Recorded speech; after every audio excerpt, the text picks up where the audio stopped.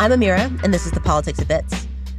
Lots of attention has been paid to what's going on in crypto policy at the federal level, but much less has been paid to what's going on in the states. But there's a lot happening there. And so here to talk about that is one of the few people in crypto policy who's been involved in policy at both the state and the federal level, Matt Homer. Matt was the first ever executive deputy superintendent of the New York Department of Financial Services, where he oversaw licensing for cryptocurrency companies. Today, he's the founder of the Venture Department, a venture fund that invests in early stage founders building the new financial systems of the future. Matt, thank you for joining us. Thanks, Samir. I'm excited to be here. Let's get into it. I think we've talked a lot about what happens in crypto at the federal level.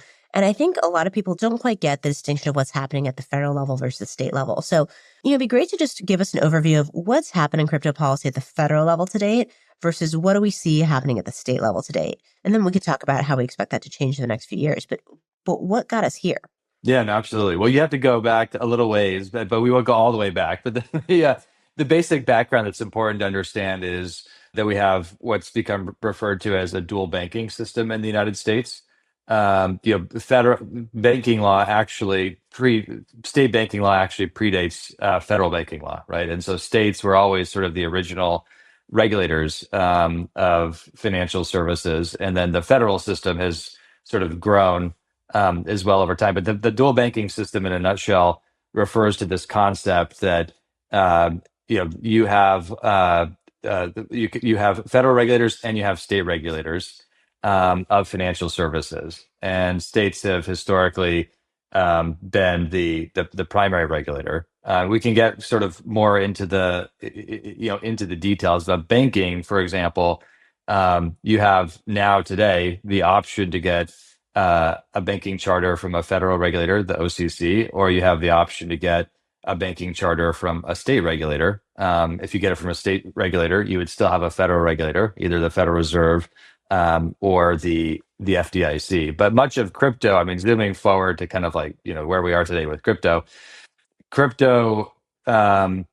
is regulated primarily at the state level today, right? At least when we're talking about the companies that are involved in the movement of assets or the custody of assets. And that is often through a money transmitter license, or in the case of New York, a money transmitter license and a bit license. But so I mean that's kind of the general state of play.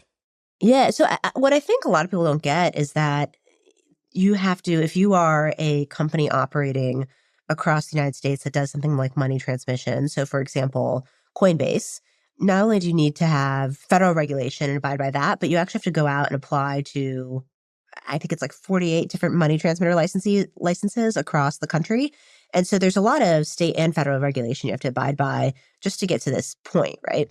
Yeah, no, absolutely. I mean, the initial way that, if we go back to kind of the early days of crypto, the first way in which many companies were licensed, right, was through a money transmitter license. And you're exactly right. I mean, those are issued by individual states. And then there's also, through FinCEN and MSB registration that is often done at the same time. So let's think about what that looks like today for crypto, because I think what's happened is there's sort of a default set of rules that applies to a lot of companies that do some sort of money transmission. So, like classic centralized exchanges might fall under that. Maybe stablecoin companies would fall under that. And then there's kind of a vacuum at the federal level. And there's, sort of the default regulation that's been in place that has existed for, money businesses, money related businesses for years and years that are sort of linked to banking regulation. And then there's this new wave of crypto specific legislation that's happening at the state level. So where are we today when it comes to, the biggest sort of crypto rules at the state level? Yeah.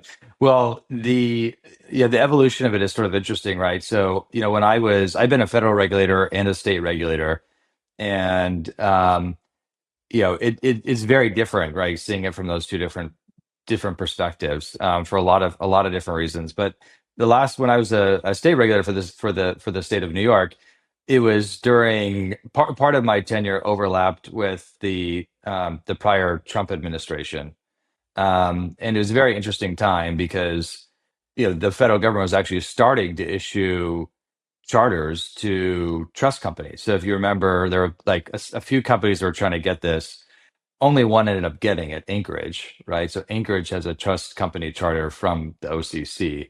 It's the only firm in the crypto space to have a prudential bank charter from the federal government. And what does that mean? Like, what does that allow Anchorage to do? And why is it so interesting that there's only one?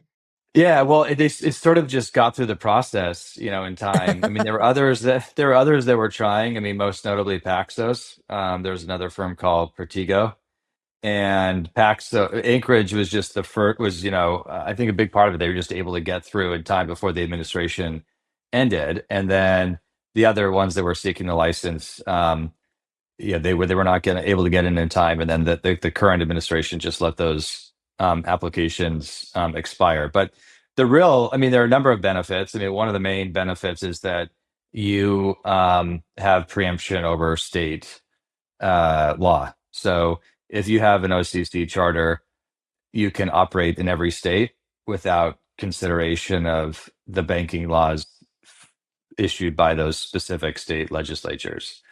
And a trust charter, you get a trust charter from a state or very briefly from the federal government, very broad powers actually. So it's basically a bank light charter. So you have all the powers of a bank, but typically you cannot take deposits and you cannot hypothecate funds. But otherwise you have kind of the fiduciary powers associated with a bank. For the last 4 years, that has not been an option. States have been the only game in town. If you wanted to get a license anywhere, like the state is sort of is the only option today. Right. So it's been like Anchorage, and then everyone else wants to get in the game has Yeah, to go operate at the state level. And that's then right.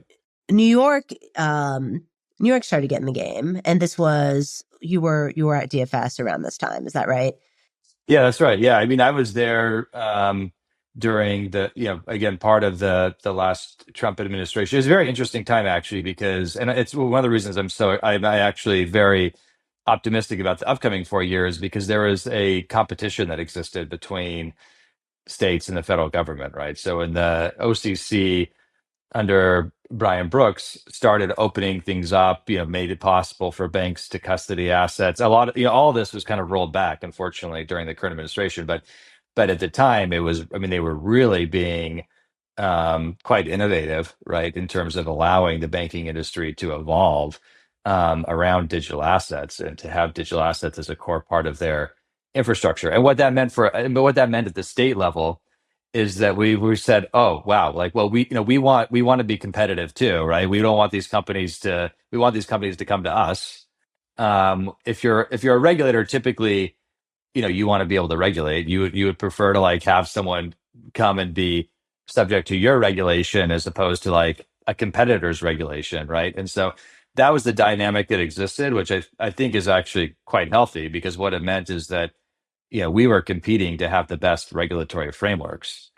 And no regulator in the US wants to have like a weak framework. Like everyone is a bit, everyone wants to have a mature, serious framework that can last the test of time because regulators don't want to deal with problems later on, right? So I think that dynamic that existed, I think will exist again in the next 4 years. And it's something, people haven't started talking about quite yet. And a key part of that will be the OCC. We don't yet know who will be nominated to be the comptroller, but I suspect whoever it is, they will likely reopen that licensing pathway, not just for crypto firms. I mean, it could be for fintech firms, other types of firms, right? But I anticipate they will open up chartering again and entertain new applications.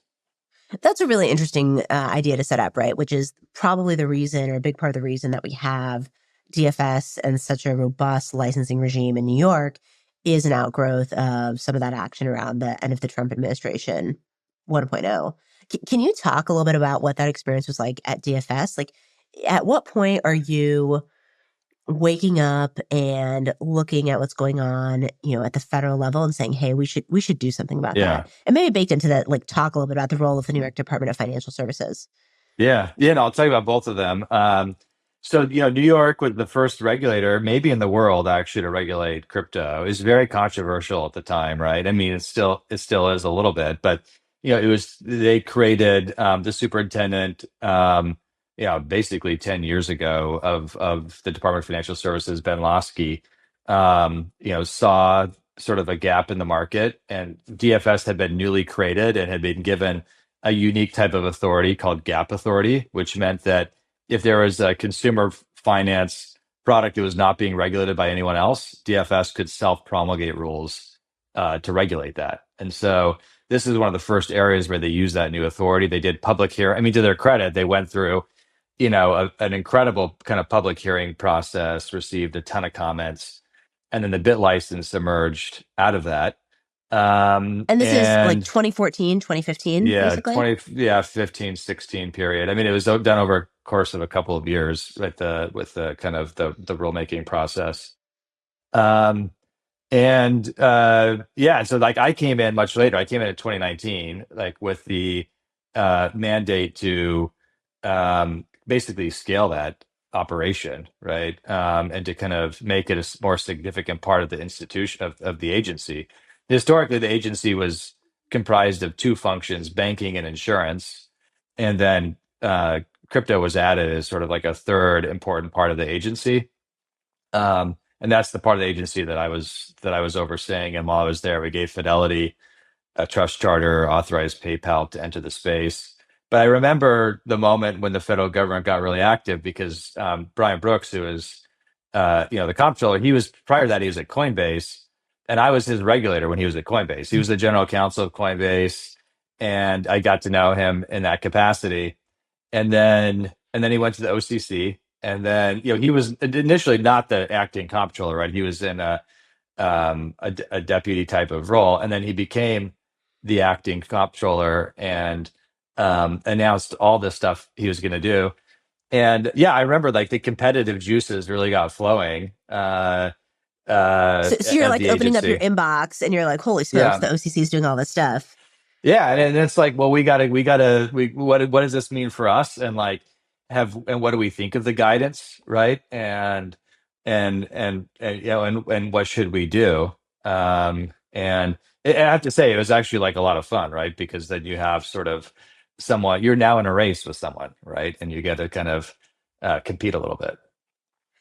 So, can you talk a little bit more about those motivations? Like when you're looking up at the state level and seeing what's happening at the federal level, is that how much the motivation is political, right? The superintendent of the agency has Yeah. political ambitions, they want to carve themselves out. How much of it is economic, like you want business in New York? How much of it is just like, hey, I have a yardstick and I just want to put up Yeah. against that? Like where do the motivations um of regulators come from? Yeah. I think there's a bit of a difference actually between state and federal regulators. Federal regulators, here's the difference, right? Having kind of worked in both. Federal regulators tend to have a very narrow mandate. So it's like only what Congress is, I mean, this administration has kind of stretched it, right? But like they're only authorized to kind of oversee areas that Congress has given them explicit authority to oversee.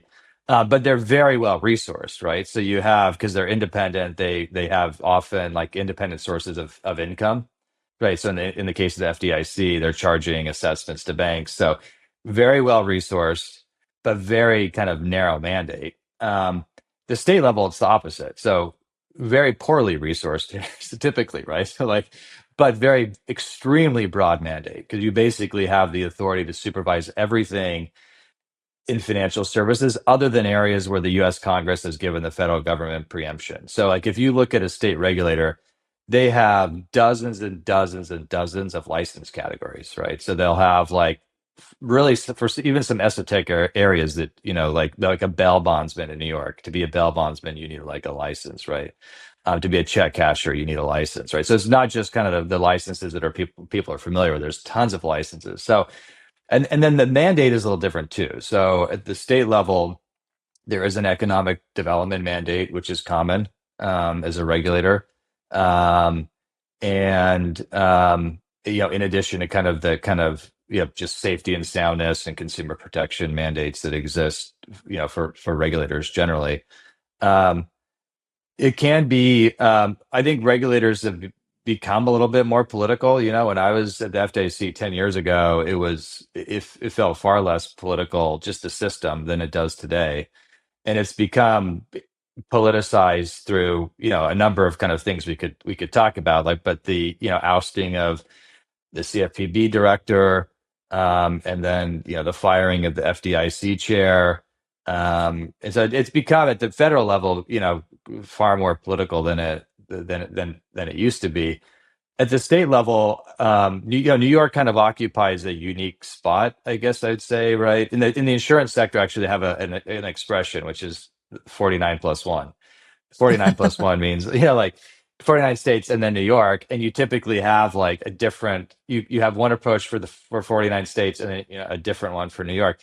And, but it's kind of true more broadly. And New York, it's been a financial services capital. It's the oldest banking law actually in the country. I mean, it predates any federal banking law. And New York, there's sort of a New York state of mind, which is that, the New York DFS tends to think of itself as more of an equivalent to a federal regulator as opposed to a state regulator. Um, and so there's constantly a desire to sort of like prove that you operate at that level. I mean, it's just sort of the way like the incentives are set up. And look, yeah, I mean, there's sort of, I wouldn't say it's political with like like in the partisan way, but there certainly is ambition, right? And like, I think that often, like a superintendent, at the department is looking to parlay that into something else, and so there's sort of a desire to kind of do new things. I mean, the advantage of being a state regulator is that you can move far more quickly than a federal regulator. You actually can experiment. You actually can try new things. So that's yeah. I mean that's uh, yeah part of the kind of calculus or set of incentives that exist. Let me push a little bit here because I think what's interesting about this is you're as a person, I know you're really pro crypto, right? You're really open to the Yeah. technology. You're excited about it. I think a lot of people in the space look at the set of regulations at the New York level and they look at the bit licensing regime and they say, this is not good for crypto, right? Like what Yeah. happened here is actually not positive in the space. And I'd love for you to outline sort of the arc of you coming in, helping create sort of the start of what the New York licensing regime looks like, and help people understand like how that came to be, um, and why it feels for people today like it might be really overbearing, or maybe you don't think it's overbearing. So it would be great to get your perspective on that evolution. Yeah.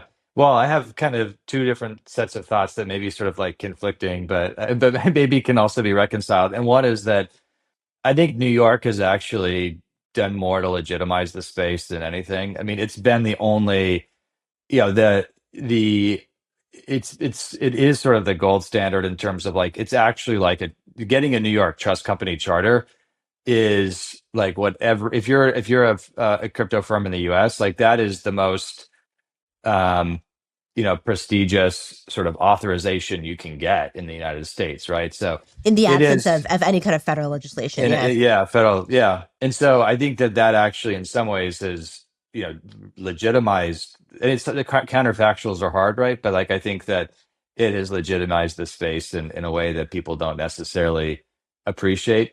Um, so that's kind of the positive kind of perspective I have. But I am very sympathetic to the view that it's difficult. I mean, when I was in that role, I spent a lot of time letting people freely air their opinions. And I think that's important as a regulator, actually, to let people kind of vent. It's not that common, actually. Most regulators are not comfortable with that. I think it's a very important thing to do. And and I heard a lot. I mean, I heard everything. And in my experience, what people dislike about the New York process, about the New York regulatory structure around this is more related to process and less around the rules. Like if you sit down and you break down, okay, here's what it means, here are the rules. Most people like actually have no issue with it. The problem is that it takes a very long time to get one. And then once you get it, any new product or service you want to embark upon has to also be approved by DFS, right? So, and then DFS is a very tough, um, supervisor. They're conducting examinations of it. So I think that I do think that it could be updated or modernized just because it's been a decade and a lot has happened and the space has sort of evolved. But I think most of the things that could be improved are really more around the implementation of it. That's where I hear most of the concerns, which I think are valid. And how much of that is just like lack of resources versus unwillingness or lack of incentives to improve the process? Yeah, it's a very good question. It's a little bit of both. I mean, the team is much more resourced when I was there. I mean, I think they've got like 60 people working on crypto, which might be the Wow. most of any regulator in the world. So there are resources. I think the incentives are just really hard in a regulator. If you're a regulator, you are blamed if things go wrong. You're never rewarded. You're never kind of given credit if things go right, right? So like your incentive is almost always just to avoid downside risk. And so I think I don't think this is unique to DFS. I think it exists, and it would start if there were ever a federal pathway, like it would exist there too, right? It exists with every regulator, which is just that um, you know you, you don't want to. It's there are not a lot of incentives to be the person to put your neck on the line and approve a novel or new product that where you may not fully understand the implications of it. I think that's really the bigger issue than resourcing. Let's talk about that in contrast to, I think, the Wyoming model. So there's like the New York model, which is, as you said, probably the most robust crypto regulatory regime in the country, maybe the world. And then there's the Wyoming model, where I think there's interest in making Wyoming the home for a lot of crypto innovation in Hmm. the United States. And they're doing stuff like, there's a Wyoming Stablecoin Commission where they're talking about Wyoming issuing their own kind of stable token. There's a lot of talk about sort of a Bitcoin state reserve.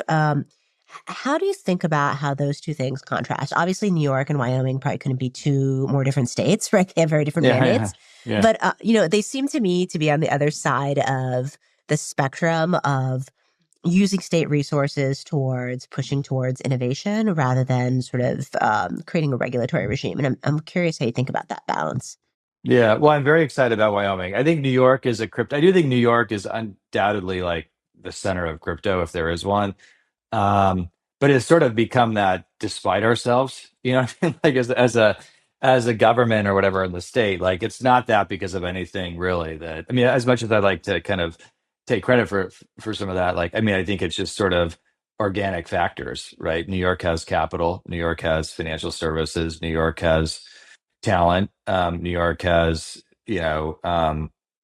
whatever, just like attributes that attract kind of um, you know, builders and people who want to be part of that ecosystem.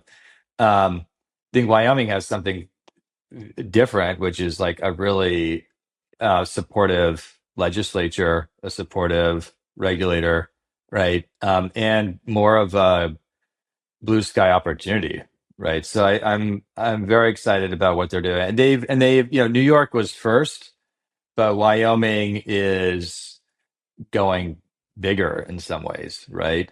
Because they have of course they've focused in part on the regulatory side, but that's not just it, right? I mean, they're also looking at how do they um, create an economic development opportunity for the state, whether that's through like their stablecoin initiative, which I think is really exciting and promising, or whether it's through sort of the things they've been thinking about in the DAO space. Um, or even the mining space. So they're very forward leaning in a way that extends beyond regulation to it's more of a whole of government approach, right? Which I think is quite exciting. And I think Meaning, like they're trying to you throw government resources into making this an economic development opportunity as Yeah. opposed to regulating activity that's already happening in state. Yeah, that's right. That's right. And then, other states have already sort of picked up pieces of what Wyoming has, you know, inspired. So like Nebraska, for example, I know that they have a licensing framework that in some ways resembles what Wyoming has done. So I think like Wyoming is like if you're a state today and you're kind of want to do something in this space, you're probably going to look at Wyoming first, actually, right? You're going to say like, what has Wyoming done? And you're going to look at that for inspiration for what you could do in your state. But the reality, right, is that you can only go so far with you can have like a super innovative, right? I mean, government and like that only takes you so far, right? And there are a lot of these other sort of organic factors I was talking about that are outside of the ability of a government to directly influence, right? Just having like density of talent and like existing innovation networks and all that. That's very hard, and that's why um, you know uh, I think this is beyond crypto. This is just like innovation hubs generally. They tend to sort of self perpetuate. Success begets more success, right? I mean, it's like the story of Silicon Valley. Catalyzing that at the very beginning, kickstarting that at the very beginning, like out of nothing, um, is very challenging. And there's places all over the world that are trying to do this, right? I mean, the UAE, other places, and it's um, that anyway. I think it's very exciting, but like that it's a real it's a challenge. What I think is interesting is there's a bunch of states and they're all taking what I would call signaling style approaches towards becoming more crypto friendly. So, like this week, Texas introduced legislation to create a strategic Bitcoin reserve. Pennsylvania is introducing legislation to invest up to 10% of public funds in crypto. In Michigan, there's an effort to create like a Michicoin, which is a Michigan-based Mm. cryptocurrency. Um, I'm curious if you're advising some of these states that are saying, "Hey, we want to be part of this evolution of this new technology and movement." What would you advise them to do? Where do you think there's actual impact to be had? Because I'll be honest, I feel like a lot of these are more signaling than noise. Yeah. Yeah, no, a lot of them are. But I think that you have to start somewhere, right? I mean, one of the things we did actually Signaling to is prove important. Yeah, that's true. yeah, no, it's very Yeah. important. I think there's a few things I would do. I mean, one is you want to find a way to crowd in innovators, right? Like you can only if you're you can only carry so much on your own back, right? At the end of the day, like if you're trying to create like an innovative private sector innovation ecosystem, like you need to create incentives for people to come in and be part of that, right? So one thing like we did in New York, which is not something we invented, it was started in the UK, is we did a tech sprint as a regulator. We brought in it was basically like a creation collaboration between us and a lot and kind of private sector companies to develop new tools for supervising crypto firms that were better for us and better for the firms. There are lots of different ways you can do that, and I know Wyoming has done some of that. But like you want to create programmatic efforts to bring in founders and solve problems together, and then you want to find ways that you can then scale those, right? And so like whether it's a blockchain based um, identity system or blockchain based property rights tool for like water rights in the Mountain West where I'm originally from. Like, um, there are lots of private public collaborations. I think those are important, and I think that's a way to also sort of catalyze things. The other thing is to kind of find as a state, find your winners already, right? I mean, there's probably people that have grown up in your state who are successful entrepreneurs, and even if they're no longer like living in your state, I mean, I think like kind of uh championing those people and kind of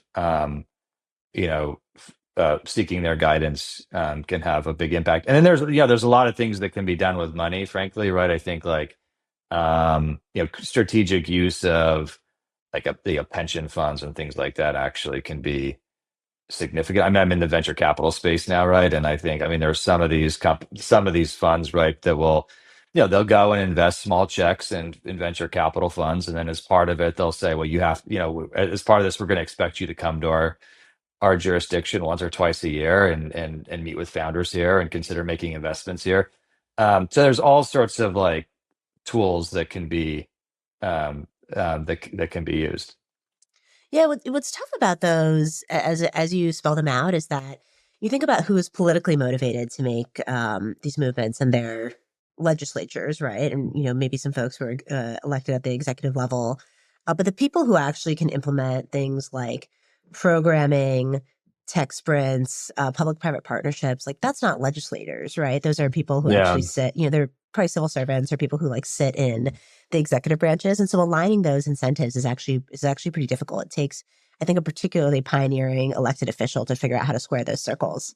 100%. Yeah, you've got to find. I mean, the ecosystems. I mean, like Wyoming. I mean, we keep talking about Wyoming, but they've got like a few people there who are very passionate about it, right? And they're sort of the driving force. And you absolutely need that, right? I mean, you need kind of motivated, compelling individuals who are doing this, because it's like something that it's a labor of love, right? And it's something that they're really, really passionate about. So let's fast forward because I think we've already seen a ton of interest in state regulation happening, and states getting involved in the space. If we look forward 5 years from now, what do you think the role of regulators like DFS is in crypto? Yeah, it's a really great question. I think that, well, I think states actually, I think, look, we just had a presidential election, right? And I think that went in a direction that's very positive for the industry. I think there are a few implications for states. One is that I think states actually will remain the primary licensing option for early stage companies, even if federal licensing or chartering pathways emerge. Typically you have to be a pretty large and sophisticated institution to be able to get those, right? So like if you're talking Why is about that? It's just like a more Byzantine process at the federal level, or just more paperwork? just the expectations, if you look at it from the banking sector, right? If you're going to get a bank charter, it's much the it's more expensive, right, in terms of like staffing or cost or other reasons, to maintain a federal charter in many instances versus a state charter. It's just not that it has to be that way, right? But that's just sort of like how it's sort of like evolved. That getting a federal charter is more challenging. Um, so I mean, what I imagine is a system. Say you do have a federal pathway, which I hope we will have, because I think like what matters for founders is optionality, right? That you have different options, and you want the reason optionality matters is because you don't know who's going to be empowered at any given point in time, right? That's like the beauty of our system. It's incredibly messy. I often hear founders say, I wish we just had one license we could get. And yeah, that's great if you can get it. But say you're like in a period where you have an administration that's totally antagonistic and they're not giving any licenses, wouldn't you rather also still have the option of getting, 49 state licenses, right? So I think that we will have I'm hopeful we'll have more federal chartering options. My guess is that for like really early stage companies, they'll still start with state licenses and then sort of graduate right to kind of federal charters.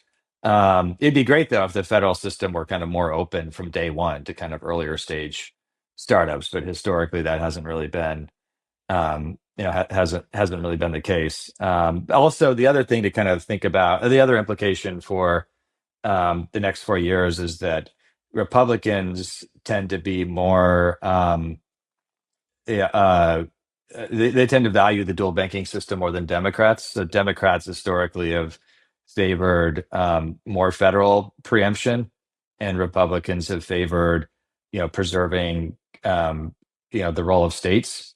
And you can see this most notably in the case of proposed stablecoin legislation.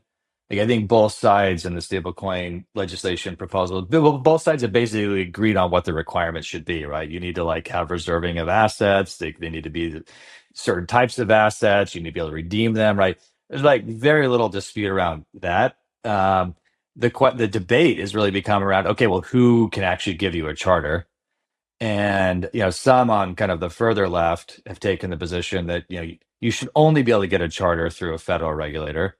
Whereas, on the right, the position has been you should have a choice as the founder. You could get a charter from a state regulator, as you can in banking today, or you can get one from a federal regulator. So I think that under a Republican administration and a Republican Congress, we may see them more actively, uh, you know, preserve a role for the states. Whereas, like, even if there's like clarity or and new federal pathways, it will also be the case. I anticipate that founders will have the option.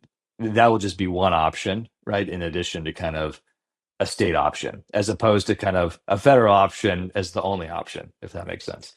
And I just want to tease this out because it's actually a distinction I never harped on before, which is there's what can be sort of instituted with legislation. So, for example, with stablecoin legislation, who is able to issue a charter? But it's also just an executive power of who's running the OCC to determine, Yeah. generally speaking, who gets bank charters or trust charters for crypto related activity. Yeah, absolutely. I mean, like that, if the OCC wanted to start granting trust charters to crypto firms today, there's nothing to stop them, right? It's just the choice of the current leadership there that they're not going to grant any charters. So yeah, I mean, a If lot you of it is not just about the ability to do it, but it's also about the willingness. Right, that is not a legislative issue. That Right. is a pure executive Exactly. Yeah. issue. Yeah. I want to, with this in mind, go back to sort of your days at DFS. If you were to redesign the bit licensing regime with what you know today for 2024, they call you back and they say, "Hey, Yeah. Matt, like we need you here." What would you do? How would it look different? Yeah. Well, I'm not. I'm have no plans to go back into public service for a while. I've had three different government jobs in my career, and I'm enjoying kind of being on the investor side and working with founders. But I think that I think transparency and accountability is really important for any regulator.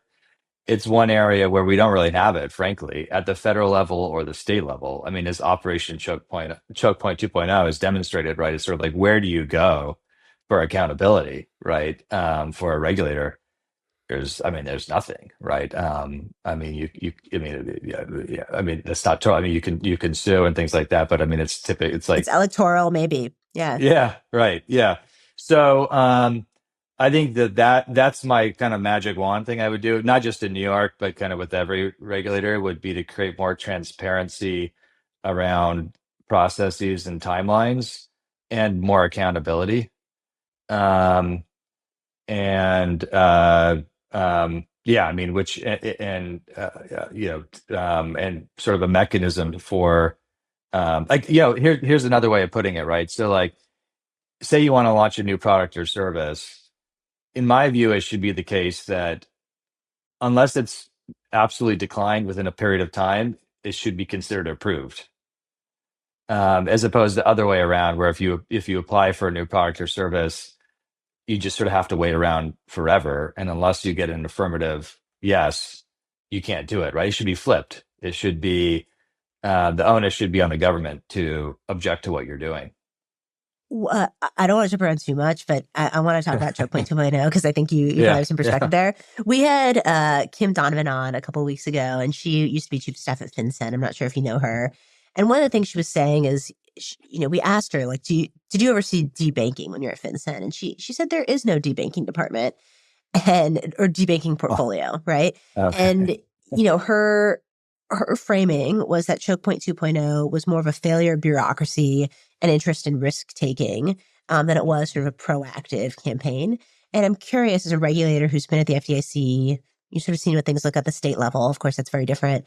What do you think happened there? Like, what happened to get us to the point where we had this 2.0 um, framing or feel from the outside?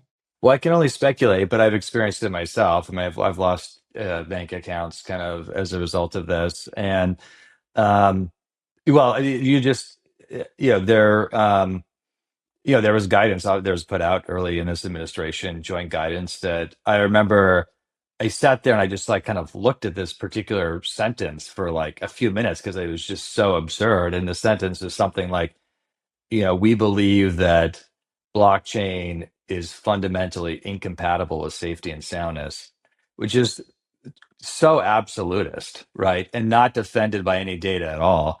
So what, I think like that's the tone. That was the tone from like in interagency guidance from all the prudential regulators that blockchain technology is incompatible with safety and soundness. Safety and soundness is sort of the get out of jail free card for regulators, right? Because you can like bucket it like almost anything in that. You can sort of eventually even reputational risk. You can kind of like somehow draw a line in your head between anything you want and safety and soundness, meaning kind of the prudential status of the company. So yeah, I think that was like that was the tone from the top. And then I don't have any special insight other than I followed it closely and kind of read everything. But the other thing that I think was notable, just so that was notable. The other thing that was notable um, was that decision making became centralized in Washington, actually, at least at the from what I understand at the FDIC. So you have for most regulators, I think maybe all of them, federal regulators, you have regional offices. And so on a day-to-day basis, say you're a bank in New York, right? You're going to go to your New York regional office for approvals of new products or services.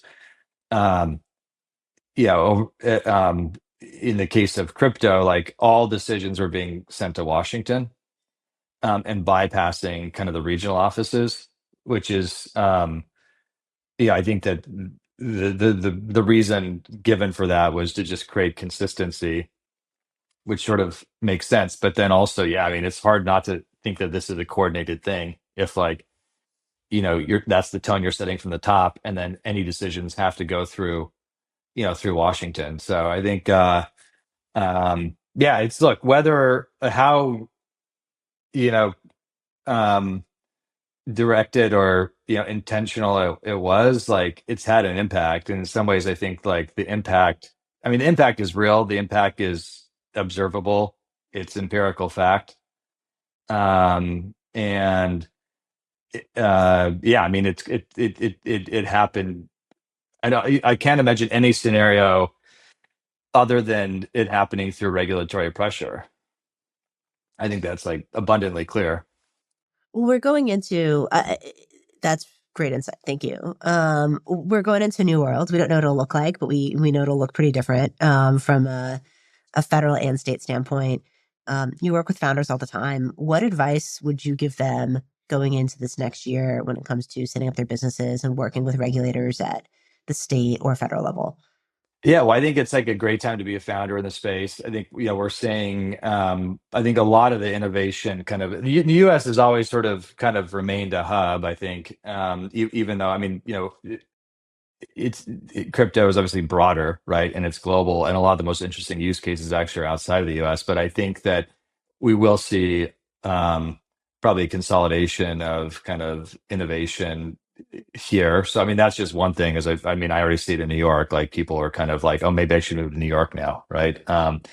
And which is exciting for me being someone who lives here. But no, I mean, my general advice is to look anytime there's a change, right? There's opportunity, right? Anytime there's some sort of political change, legislative change, dislodgement of kind of past practices or whatever, any change can present opportunities. And so I think as a founder, you want to be sort of, watching that. And I think a federal, chartering pathway is sort of one example of that, right? I mean, that's something like if, it will be relevant for some founders to watch for. So, yeah, I mean, that's sort of the general advice is that we still don't know a lot, right? I mean, like we're still, we know who some of the people are going to be. We know like, policy, we know that everything that can be undone that, was egregious probably will be undone. But, there's still a lot we have to wait to see. And so I think for founders, they need to be sort of like just watching and talking with people who you know are close to those processes, and kind of spotting good opportunities. Matt Homer, thanks so much. Thanks, Samira.